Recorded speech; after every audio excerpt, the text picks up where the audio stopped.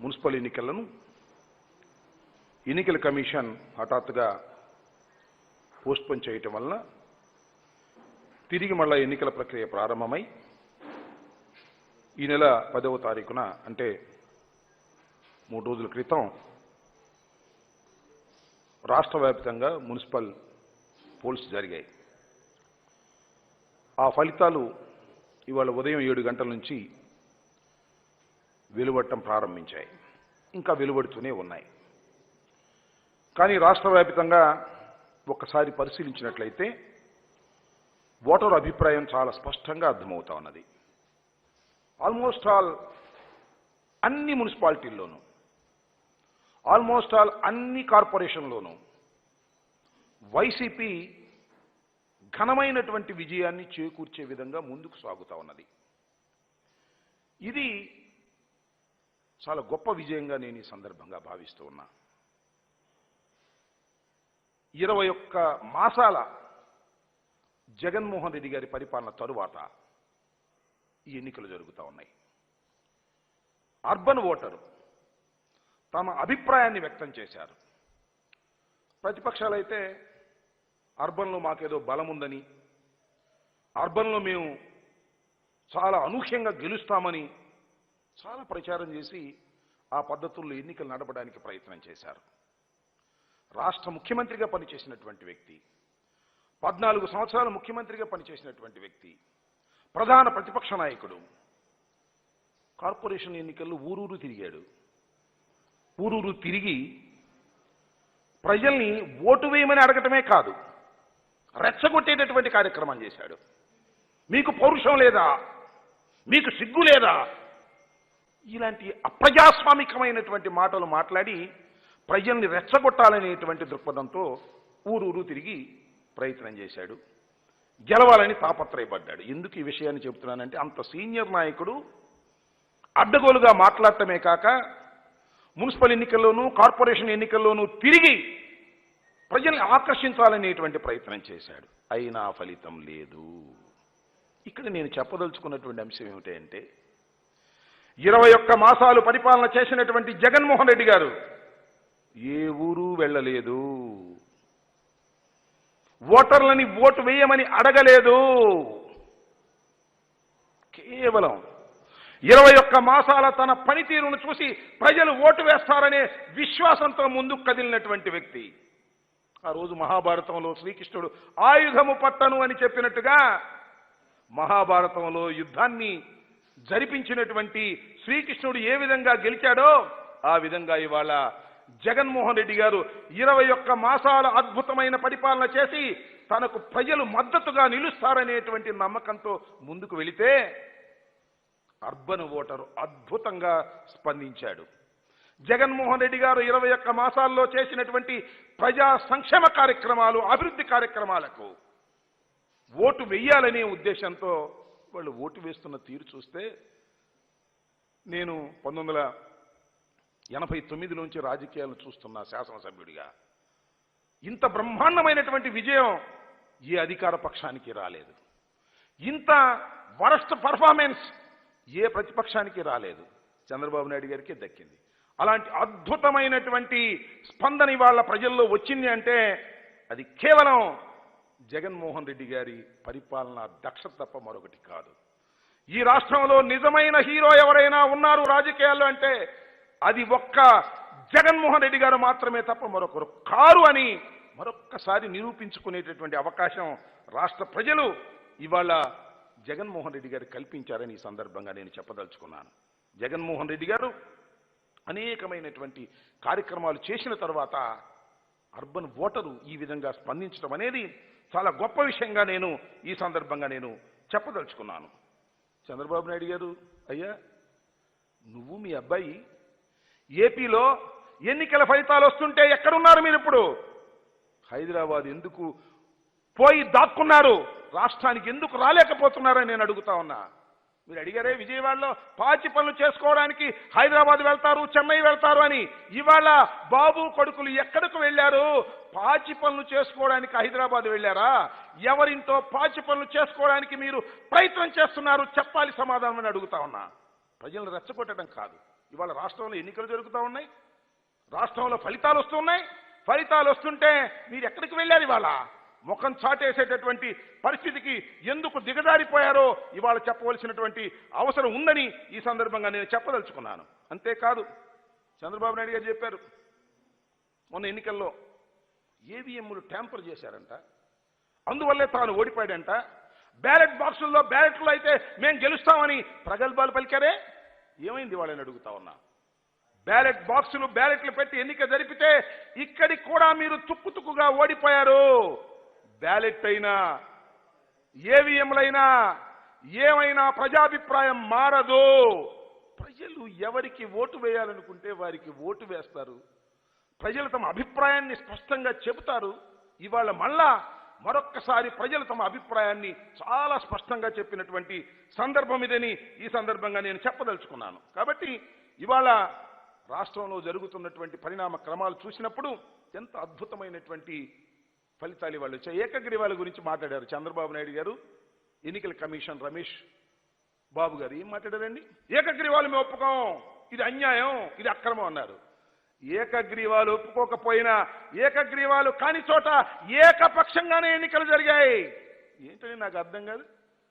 ఇన్ని వార్డులు ఉంటే ఎన్ని వార్డులు మాకు వచ్చాయండి, వస్తున్నాయండి? 90% ఆఫ్ ది వార్డ్స్ వైఎస్ఆర్సీపీ గెలుచుకునేటటువంటి పరిస్థితి వాళ్ళు వస్తుంది అంటే దీనికి కారణం ఏమిటి? మీ అసమర్థత. జగన్మోహన్ రెడ్డి గారి అద్భుతమైనటువంటి పాలన, అనేకమైన సంక్షేమ కార్యక్రమాలు ఇవాళ రాష్ట్రంలో చూపిస్తున్నటువంటి వ్యక్తి జగన్మోహన్ రెడ్డి గారు. అలాంటి జగన్మోహన్ రెడ్డి గారిని ఎదుర్కోవడానికి మీరు కాదు, ఎందరొచ్చినా కూడా సాధ్యం కాదని మనం చేస్తున్నా. ఇవాళ దత్తపుత్రుడు స్వపుత్రుడు ఇద్దరున్నారు. వీళ్ళిద్దరు ఎక్కడున్నారని ఇవాళ రాష్ట్రం వదిలి పారిపోయారే. మీరు టూరిస్టులే తప్ప ఈ రాష్ట్రానికి నాయకులు కాలేరు కూడా అని కూడా ఈ సందర్భంగా నేను చెప్పదలుచుకున్నా. పవన్ కళ్యాణ్ గారు అలాగే లోకేష్ బాబు గారు ఇద్దరు ఎక్కడున్నారని ఇవాళ పరరాష్ట్రంలో వెళ్ళి దాక్కుంటారా ఇక్కడ ఓట్లు వేసి? ఏమిటి పరిస్థితి? కాబట్టి నేను మనవి చేసేది ఒక్కటే, ఇవాళ రాష్ట్రంలో అద్భుతమైన ఫలితాలు వస్తున్నాయి. జగన్మోహన్ రెడ్డి గారు 21 మాసాల పరిపాలనకు చక్కని ఫలితాలను ప్రతిబింబించే విధంగా ఇవాళ అర్బన్ ఓటరు సంతృప్తికరంగా ఇస్తున్నాడు. మొన్న జరిగాయి లోకల్ బాడీ ఎలక్షన్స్, గుర్తులు లేవు. గుర్తులు లేకపోతే మేము గెలిచామని తపాసులు కాల్చుకున్నారు. ఇవాళ కాల్చుకొని తెలుస్తుంది తపాసులు. ఇవాళ గుర్తుల మీద ఎన్నికలు జరిగాయి. చాలా స్పష్టంగా ప్రజలు జగన్మోహన్ రెడ్డి గారికి మద్దతుగా నిలిచారు. జగన్మోహన్ రెడ్డి గారి పరిపాలనకు మద్దతుగా నిలిచినటువంటి సందర్భాన్ని మనం చేస్తున్నా. మొన్న జరిగినటువంటి లోకల్ బాడీ ఎలక్షన్స్ లో గుర్తులు లేకపోతే పంచాయతీల్లో మీరు తుక్కుతుక్కుగా ఓడిపోయారు. కుప్పంలో తుక్కుతుక్కుగా ఓడిపోయారు. మున్సిపాలిటీల్లో తుక్కుతుక్కుగా ఓడిపోబోతున్నారు. రేపు జిల్లా పరిషత్ ఎన్నికలు, జడ్పీ ఎన్నికలు, అదేవిధంగా మండలాల ఎన్నికలు జరిగితే దానిలో కూడా తుక్కుగా ఓడిపోతారు. రేపు తిరుపతిలో కూడా తుక్కుగా ఓడిపోతారు. నేను ఒక్కటే మనం చేస్తున్నా, ఈ రాష్ట్రంలో తెలుగుదేశం ఈ దెబ్బతో భూస్థాపితమైపోయింది.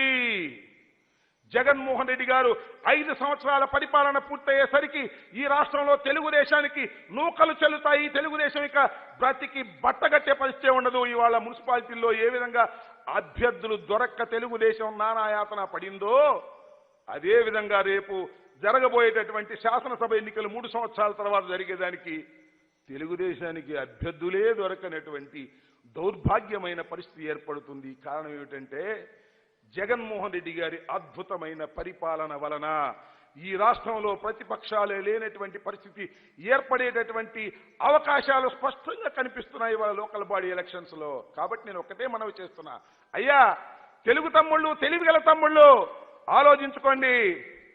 ఈ రాష్ట్రంలో తెలుగుదేశానికి నూకలు చెల్లాయి. ఇంకా తెలుగుదేశం బ్రతికి బట్టగట్టే పరిస్థితే లేదు. కాబట్టి తెలివిగల తమ్ముళ్ళు మార్గాలు చూసుకోవాల్సినటువంటి పరిస్థితి ఏర్పడుతుందని కూడా ఈ సందర్భంగా నేను చాలా స్పష్టంగా చెప్పదలుచుకున్నాను.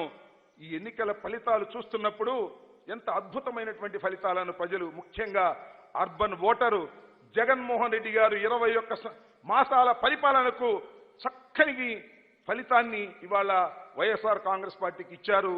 దీనివల్ల వారందరికీ కూడా ఈ సందర్భంగా వైఎస్ఆర్ కాంగ్రెస్ పార్టీ తరఫున మా హృదయపూర్వకమైనటువంటి ధన్యవాదాలు ఈ సందర్భంగా తెలియజేస్తూ ఉన్నాం. ఇంకా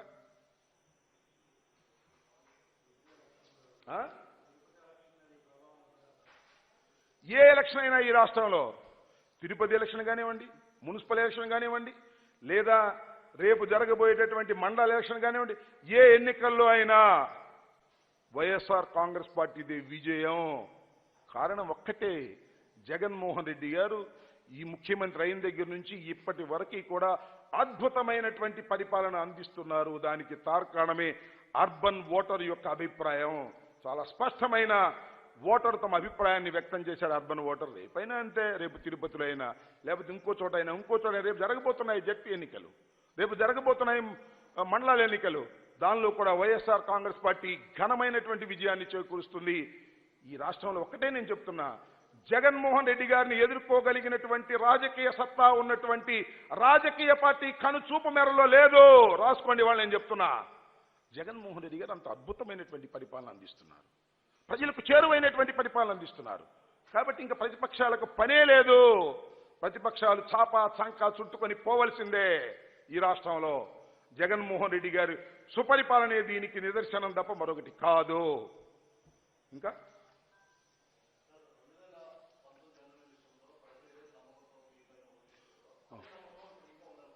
అంతకన్నా ఎక్కువ నమ్మకం ఉంది. 2019లో జగన్మోహన్ రెడ్డి గారి మీద ఏ విధమైన నమ్మకంతో ఓట్లు వేశారో అంతకన్నా ఎక్కువ విశ్వాసాన్ని ప్రజలు చూపిస్తున్నారు. కారణం ఒక్కటే, జగన్మోహన్ రెడ్డి గారు ముఖ్యమంత్రి అయిన తర్వాత జగన్మోహన్ రెడ్డి గారు ఏమి చెప్పారో అది చేసి నిరూపించారు.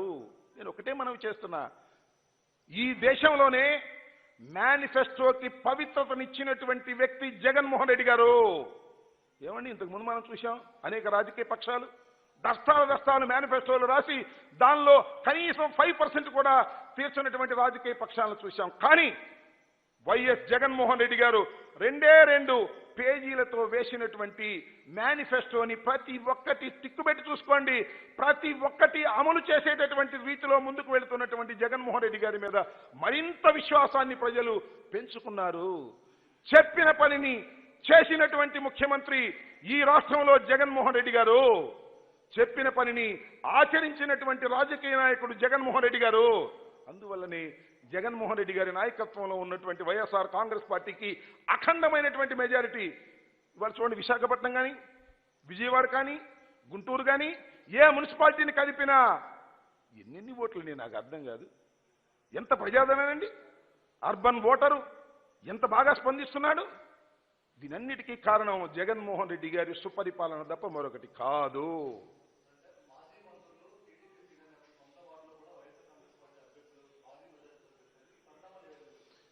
నేను మాజీ మంత్రులు అంటే తెలుగుదేశం పార్టీ మాజీ మంత్రులు, తెలుగుదేశం పార్టీ సీనియర్ నాయకులు, వాళ్ళ వార్డుల్లో కూడా వైఎస్ఆర్సీపీ గెలుపొందింది. ఒకటి పెద్ద వేవ్ జగన్మోహన్ రెడ్డి గారికి అనుకూలంగా ఉన్నటువంటి వేవ్. ఇంకొకటి కూడా నేను చెప్తున్నా, లేదు, ప్రతిపక్షం లేదు, తెలుగుదేశం లేదు, దాని తోక పార్టీ దాని తమ్ముడు పార్టీ అయినటువంటి పవన్ కళ్యాణ్ లేరు. ఈ రాష్ట్రంలో ప్రతిపక్షాలే లేవు. ఉన్న నామక ఉన్నాయంతే. వాళ్ళు ఏదో టూరిస్టులాగా అప్పుడప్పుడు వచ్చి పోతూ ఉంటారు తప్ప వాళ్ళు ఏమీ చేయలేరు, ప్రజల్లో విశ్వాసాన్ని పొందలేరు. జగన్మోహన్ రెడ్డి గారు ఒక్కరే ఈ రాష్ట్రంలో ప్రజల విశ్వాసాన్ని పొందినటువంటి నాయకుడని ఇప్పుడు నిరూపించారు. రేపో మాపో మళ్ళా వస్తాయి కదా మండలాల ఎన్నికలు, జిల్లా పరిషత్ ఎన్నికలు, దానిలో కూడా మళ్ళా నిరూపిస్తారు. ఇంతకన్నా ఘనంగా, మామూలుగా కాదు, ఇంతకన్నా ఘనంగా ప్రజలు నిరూపిస్తారు. ప్రజల గుండెల్లో చిరస్మరణీయమైన ముద్ర వేసుకుంటున్నాడు జగన్మోహన్ రెడ్డి గారు. దీనిలో ఏ విధమైన సందేహము లేదు.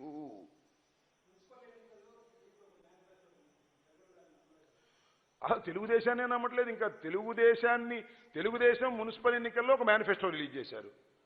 లోకల్ బాడీ ఎన్నికల్లో, మొన్న పంచాయతీ ఎన్నికల్లో కూడా గుర్తులు లేనటువంటి ఎన్నికలు, పంచాయతీలు నిజంగా పార్టీలకు సంబంధం లేని ఎన్నికలు, దానిలో కూడా మేనిఫెస్టో రిలీజ్ చేశారు. ఆ మేనిఫెస్టోని నమ్మలేదు, ఈ మేనిఫెస్టోని నమ్మలేదు, చంద్రబాబు నాయుడు గారిని నమ్మలేదు, తెలుగుదేశాన్ని నమ్మలేదు, వాళ్ళ అబ్బాయి లోకేష్ నమ్మలేదు, వాళ్ళ దత్తపిత్రుడు పవన్ కళ్యాణ్ నమ్మలేదు, ఎవరిని నమ్మలేదు. అయినా కూడా నేను ఇంకోటి చెప్తున్నా, సాయంత్రం ఎల్లో మీడియా డిబేట్లు పెడతారు, చూసుకోండి. ఆహా, ఓటమి కన్నా గొప్పది లేదు, నేటి ఓటమే రేపటికి గెలుపుకు నాంది.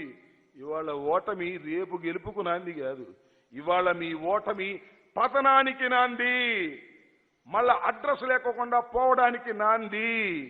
తుక్కుగా మొన్న ఓడిపోయారు, ఇవాళ ఓడిపోయారు, రేపు ఓడిపోతారు, ఎల్లుండి ఓడిపోతారు. ఓటమే జగన్మోహన్ రెడ్డి చేతిలో. మీ అందరికీ కూడా గుర్తుపెట్టుకోండి. కారణం జగన్మోహన్ రెడ్డి గారు అత్యంత శక్తిమంతుడు.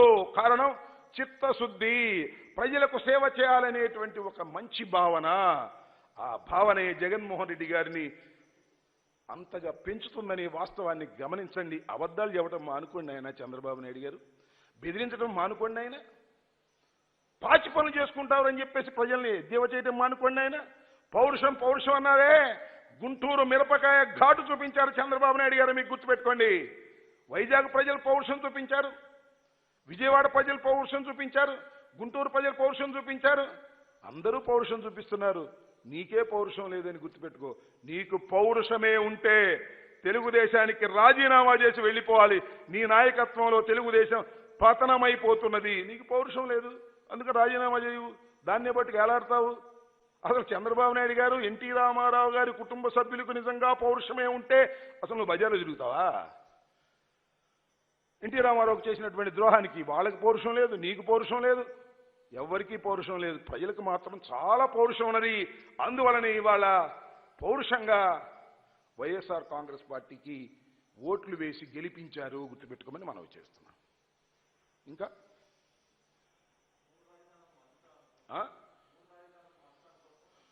చంద్రబాబు నాయుడు గారు అనుకోవాలి. ఇప్పుడు చంద్రబాబు నాయుడు గారు ఏం చెప్పారు? గుంటూరు వచ్చి మీరు వైసీపీకి ఓటు వేస్తే అమరావతికి మీ మద్దతు లేనట్టే అని అన్నాడా లేదా? ఏమండి అన్నాడా? మరి వాళ్ళు ఏమంటావు? గుంటూరు మున్సిపల్ కార్పొరేషన్ ఏకపక్షంగా వైఎస్ఆర్ కాంగ్రెస్ పార్టీకి ఇచ్చారు కాబట్టి 3 రాజధానులకి గుంటూరు ప్రజలు సిద్ధంగా ఉన్నారు. అలాగే విజయవాడ కార్పొరేషన్ పూర్తిగా వైఎస్ఆర్ కాంగ్రెస్ పార్టీకి మద్దతు ఇచ్చారు కాబట్టి 3 రాజధానులకు మద్దతుగా ఉన్నారు. విజయవాడ, గుంటూరు మద్దతుగా ఉన్నారని నువ్వే చెప్తున్నావు, మేం చెప్పేది కాదు ఇది.